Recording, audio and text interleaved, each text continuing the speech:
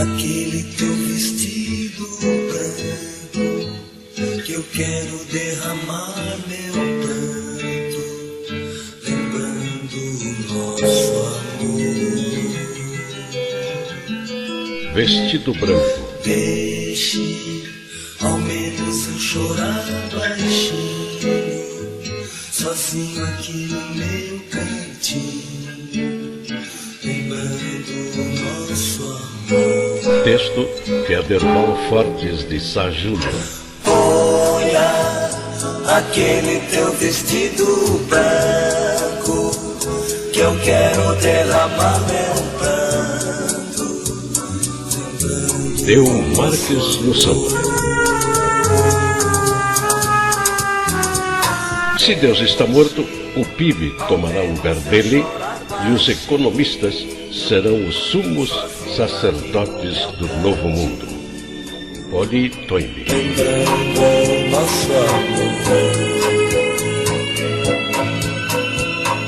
Este livro foi escrito a muitas mãos e incontáveis ouvidos para homenagear a arte dos músicos que nasceram ou escolheram Curitiba para palco de seu talento durante a década de 1960.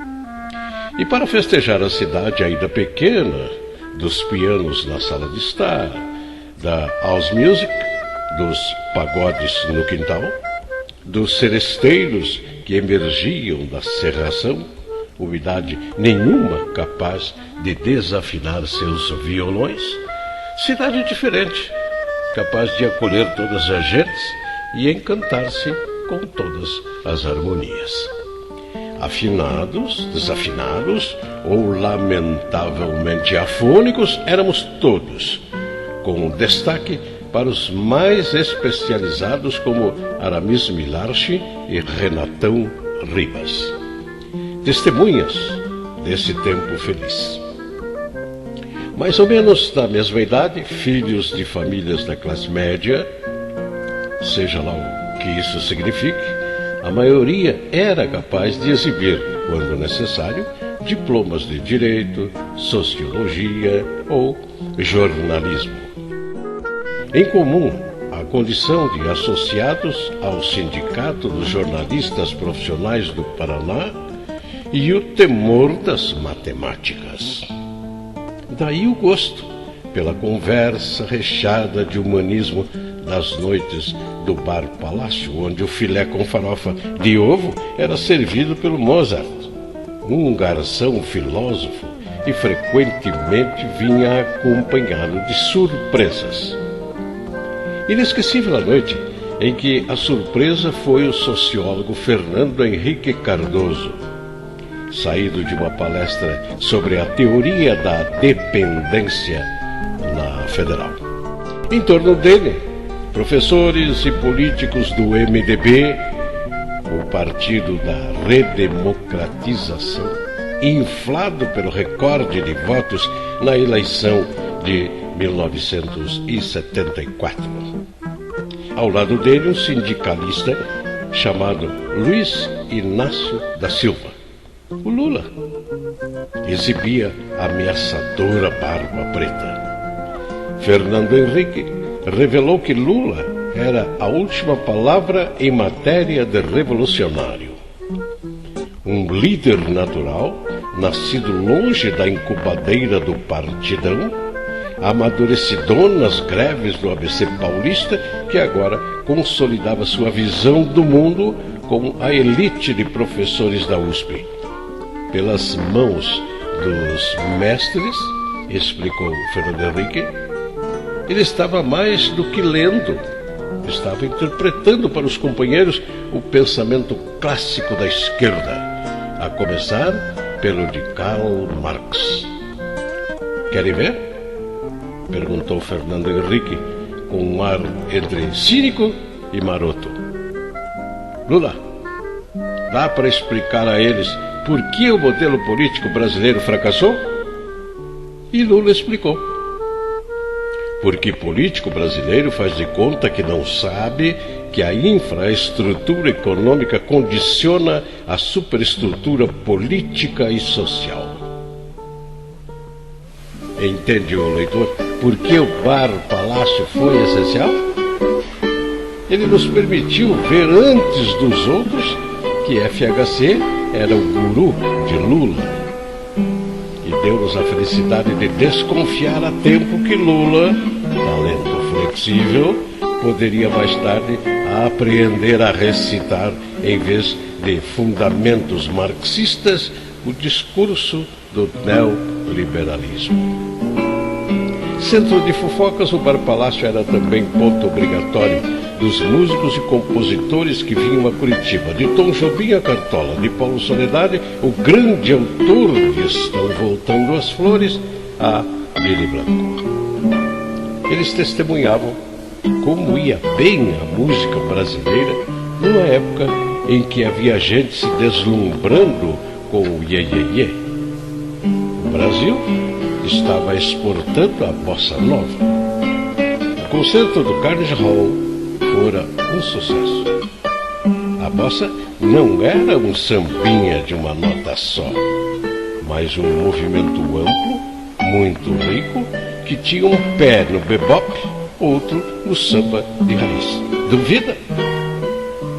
Pergunte para o Gebran Sabag, para o Altel Branco ou para o Fernando Montanari, que eram daqui, mas tinham um swing de lá.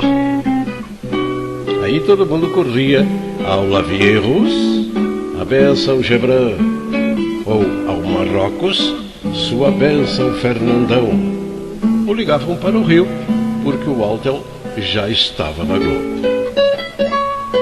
Este livro retrata de forma um tanto anárquica, em um clima de Bar Palácio, o tempo de luz e glória em que Curitiba foi uma das capitais da música popular brasileira. Começa, na verdade, pouco antes de 1960, quando o Lápis compôs Vestido Branco e Raul de Souza chegou para integrar a banda da base. Vai pouco além de 1970, quando esgotada a chama, a chave parou de cantar.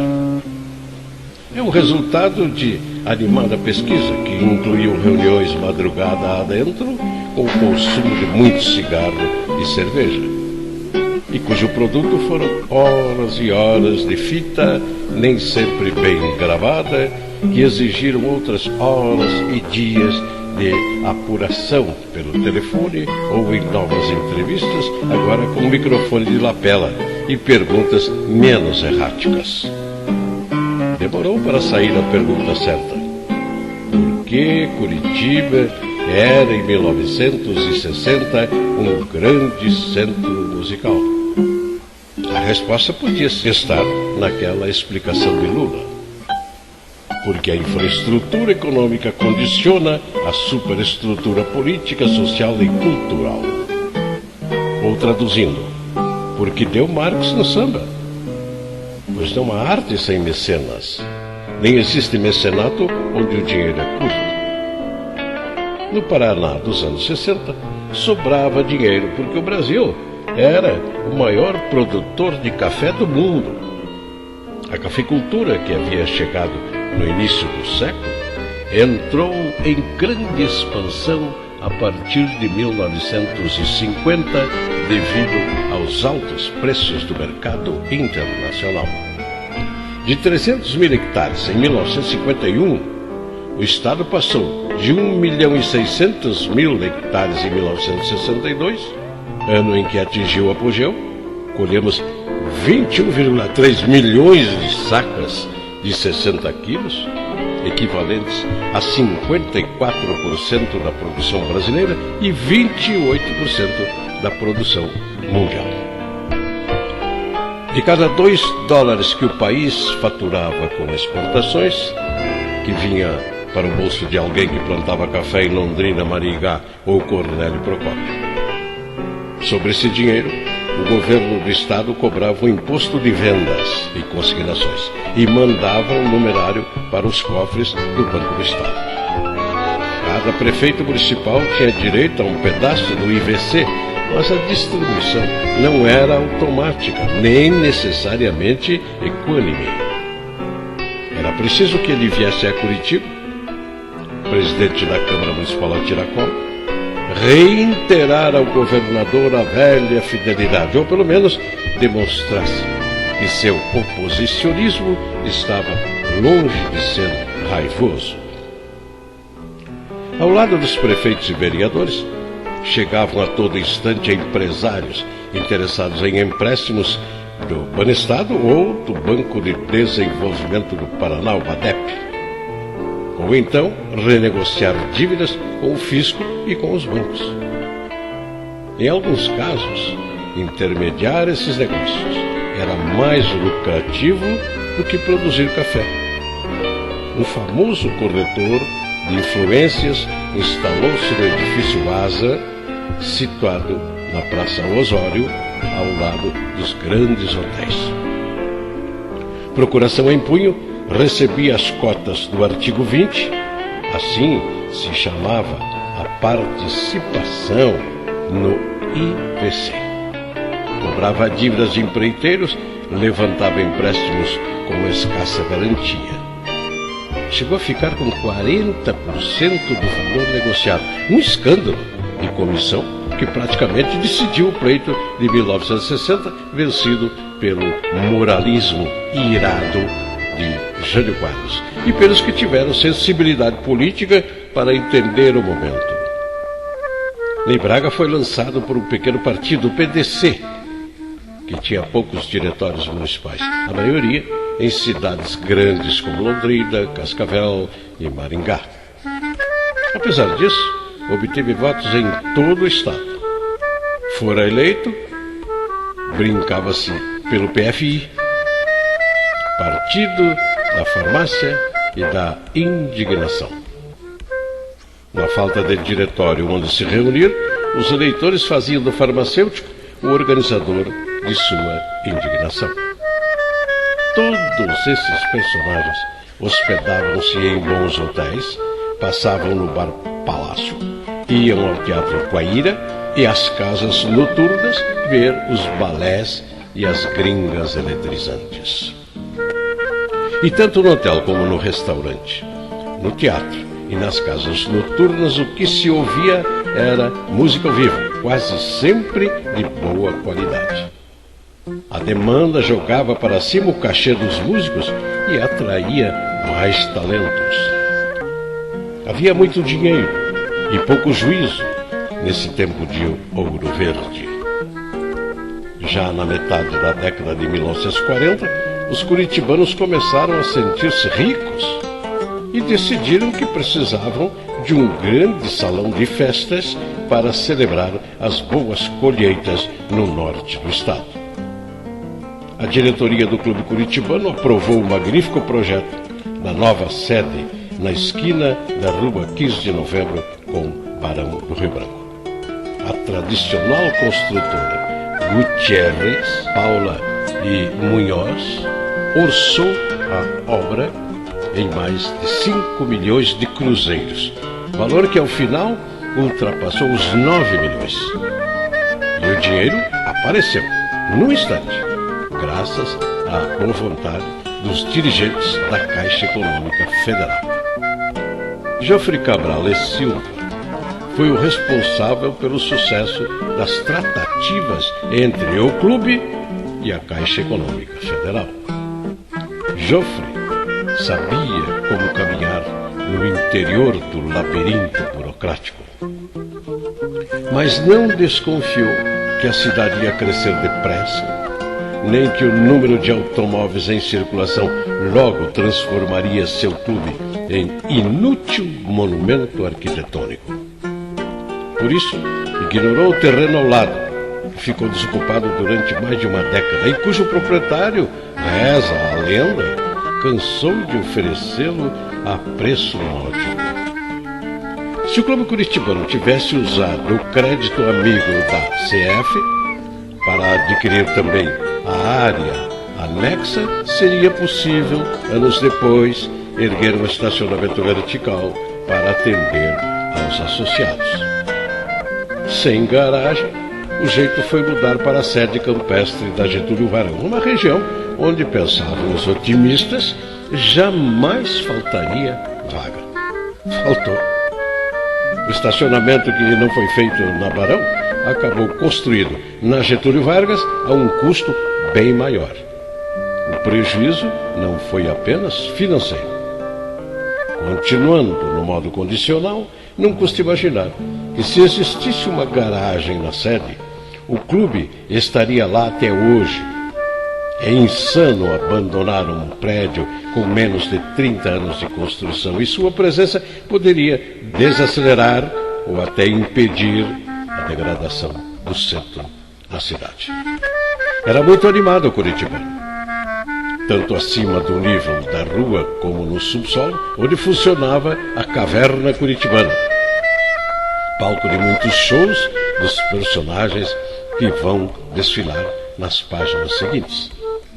O palco, onde tocava Pepe e seus solistas e outras grandes orquestras, estava instalado em um salão de 600 metros quadrados. A área da cozinha tinha mais 200 metros quadrados. Até a chapelaria era imensa, apesar da decadência desse adereço. Os donos da afamada chapelaria Cury e seus poucos concorrentes já tinham descoberto que fazer boinas e chapéu de vaqueiro era mais negócio do que insistir no geló e no padamá. A época de ouro da música popular brasileira em Curitiba vai até uma madrugada de 1975, em que a terra roxa do norte do Paraná começou a esfriar e esfriou até congelar. Era a geada negra, que destruiu boa parte da lavoura cafeeira e acabou a era da monocultura cafeeira. O café erradicado, com ele sumiram os reis da noite, que bancavam a grande festa da década de 1960. Nunca mais piano, baixo e bateria no escurinho do Luigi's. Nunca mais striptease das gringas lascivas na Marrocos, do riso de cristal das meninas do La Vie en Rose. Eu não esquecer. Na madrugada do bar Palácio houve muito, eu não disse?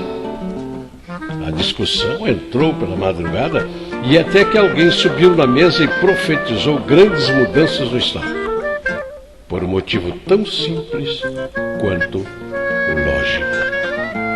O fato econômico é a base e a causa determinante dos fenômenos históricos e sociais, aí incluídas as instituições jurídicas e políticas, a moralidade, a religião e o que mais? As artes.